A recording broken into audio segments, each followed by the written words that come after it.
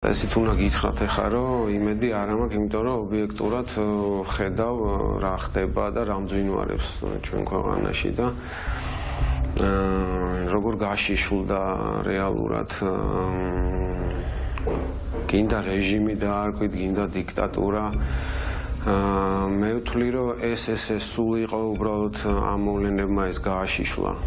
ეს არ აქვს მნიშვნელობა, ეს 9 წლის წინ იქნებოდა, 12 წლის წინ იქნებოდა. როდესაც ადამიანს აი ამ კუთხით ასჯი ეს შეეძლო დაესაჯა სიტყვაზე ამ მეთოდით როცა სჯი ესე იგი სხვა გამოსავალი არ აგაგ და ამ ადამიანს ვერ აჩერებ. და რა თქმა უნდა ეს მოლოდინიც იყო, იმიტომაც ვამბობდით რომ ნახევ საათნახევრით ადრე სანამ დააკავებდნენ ეგ მოლოდინი და ეგ შიში მე თვითონ მქონდა რომ ეს ისეთი ადრესატი არის და ისეთი ადამიანია რომელიც პირველ რიგში სამიზნედ მოხდებოდა. გიორგი ახობაძის დაკავება, უფრო სწორად დატყვევება, მისი მეგობრებისა და ოჯახის წევრებისთვის მოულოდნელი არ ყოფილა. იმიტომ არა რომ რამეს აშავებდა, ან არაკანონიერად მოქმედებდა. იმიტომ რომ საკუთარ აზრს ყოველთვის ხმამაღლა ამბობდა.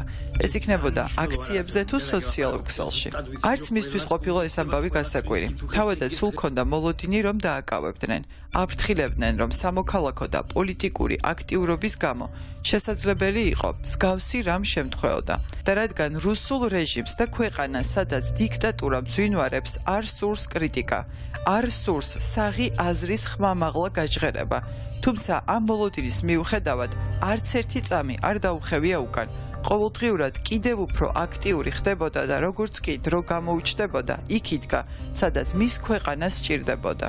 იმედი მინდა რომ მქონდეს და მინდა რომ იმ ადამიანებში გაიღვიძოს იმ ადამიანობამ და ადამიანი იმიტომ ქვია რომ რაღაც ადამიანური მომენტებით უნდა იცხოვრო და იმით უნდა იამაყო და შესაბამისად რანაირიც არ უნდა იყო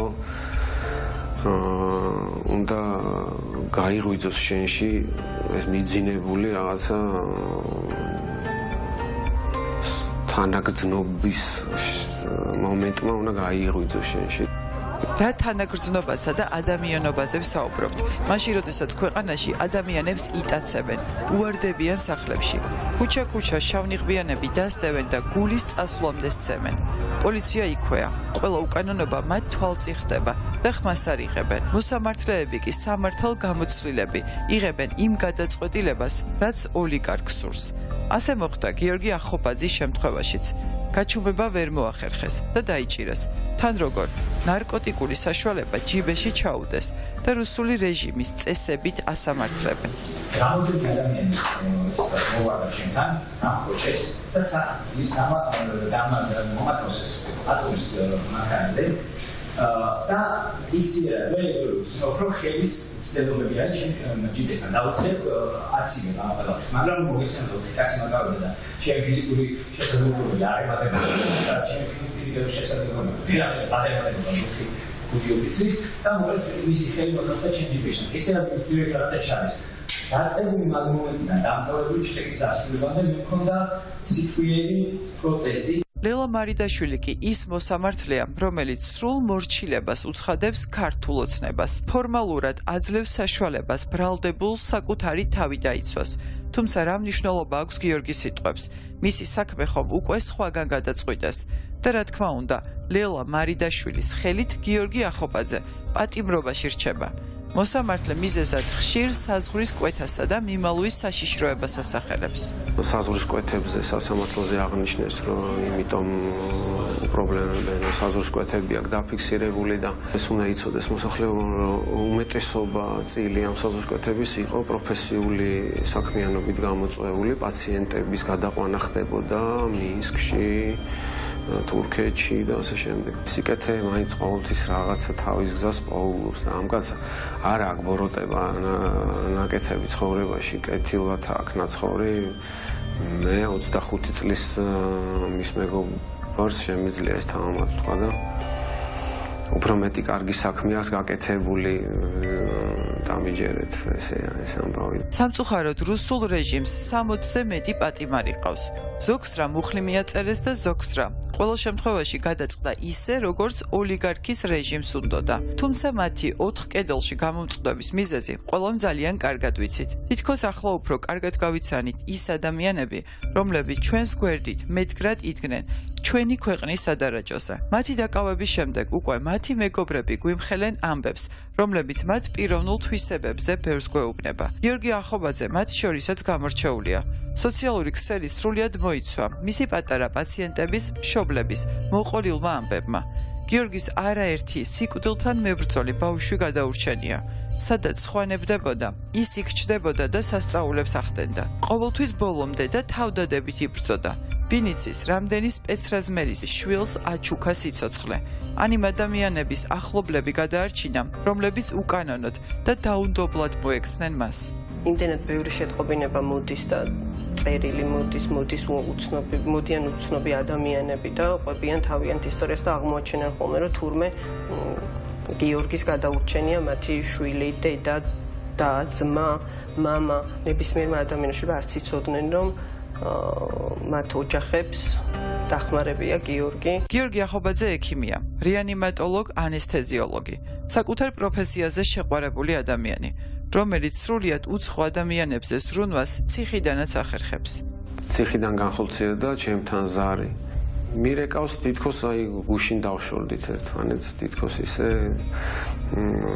გიგუშ ერთი კაი დერმატოლოგი მინდაო რა და ვის გაუწევო კონსულტაციასო რა დგინდა დერმატოლოგი მეთქი და აი აქო ვიღაცასო ჩემთანო ვინც არის იმას ჭირდებაო და მეთქით გაფიცებ მიეცი ჩემი ნომერი ეხა მაგას ან რო გამოვა ან ვისაც უნდა გადასცეს დამირეკოს დავაკვალინებ შენ მომიყევი რა შვები როგორ ახარ რა გიჭის რამე ხო არ გინდა რაღაც აი ესეთი ადამიანია გიორგი ჯოენის საუნივერსიტეტო ჰოსპიტალში სტუდენტი მივიდა და მას შემდეგ საკუთარი დროის უდიდესი ნაწილი 20 წელზე მეტი საკუთარ პროფესიასა და ქვეყანას მიუძღვნა თავისი სმარტობით და სხარტი გონებით ძალიან მალე დავეუფლა ნარჩევებს და ყოველთვის მუდმივად კითხულობდა სამედიცინო ლიტერატურას და შესაბამისად ძალიან მალევე მიაღწია რაღაც სიმაღლეებს მედიცინაში, გახდა ექიმი. რეანიმაციულ განყოფილებაში ამას ნამდვილად აღნიშნავ, რომ ძალიან ბევრი მშობელი უშუალოდ გიორგის მადლობელი იყვნენ, იმიტომ რომ უზადო ყურადღებას იჩენდა ბავშვების მიმართ.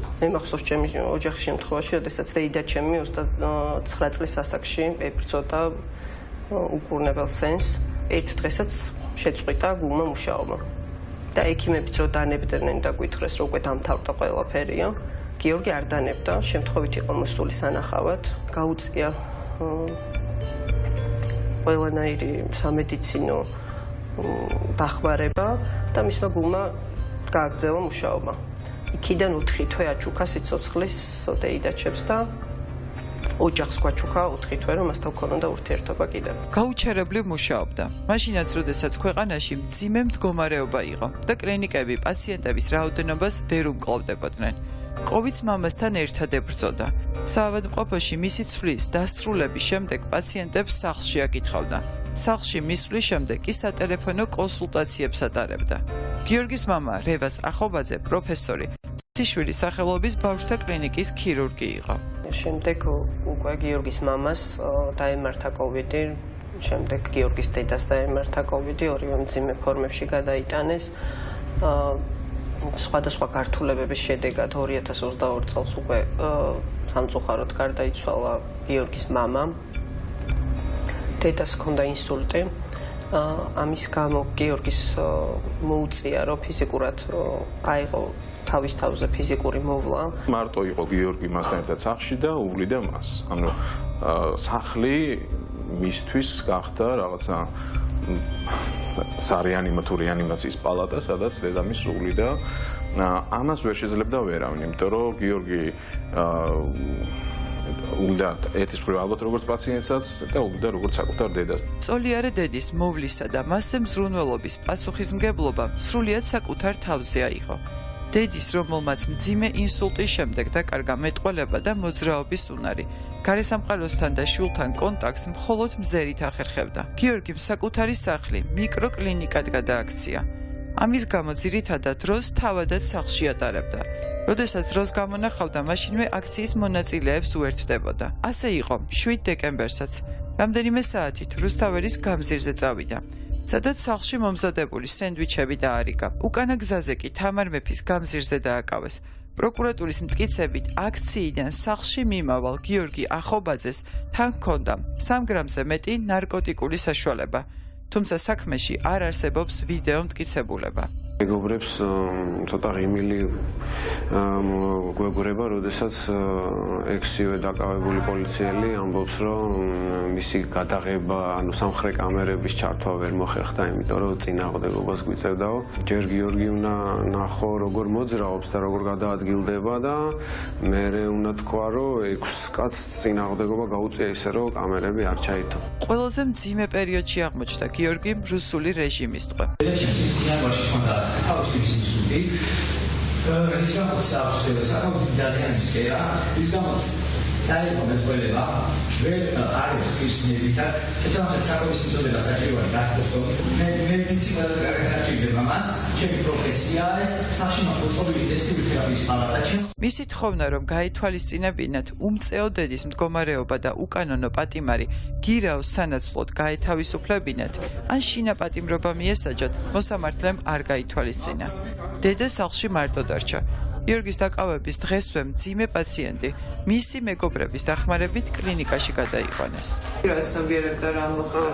იცით რა მეტნაკლებად იყო ეპიზოდები რომ ვერ, მაგრამ იყო რაღაც მომენტები, როდესაც ეს მზერა სწორდებოდა და ემოციურად გრძნობდი რომ რაღაც კავშირი ჰქონდა. ამას ვერ გამოხატავდა, მხოლოდ რაღაც ცოტა რთული ამის გადმოცემა, მაგრამ აი მზერის გასწორებით ხვდებოდი, რომ რაღაცა ესმოდა შენ. გიორგი დედას დაკრძალვამდე რამდენიმე საათით ადრე გამოეთხოვა.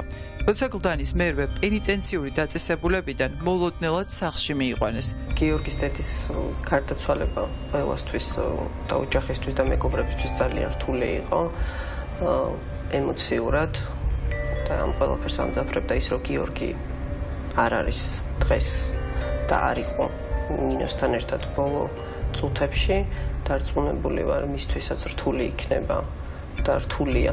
სამწუხაროა რომ ეს ყველაფერი ასე გაიგო თან და ასეთ დროს მოხდა როდესაც ის დაჭერილი ყავთ. თავი გადადებული გაქვს იმისთვის რომ შეიძლება ხვალ დაგიჭირონ, როდესაც ამას აცნობიერებ და თან აცნობიერებ რომ ისიც გასაკეთებელი გაქვს და დედაც მოსავლელი ყავს თან ვერ გადიხარ. ეს იყო ყველაზე რთული ალბათ მისთვის. რეჟიმი ატყოვებს იმ გოგო ბიჭებს, რომლებსაც უყვართ საკუთარი სამშობლო.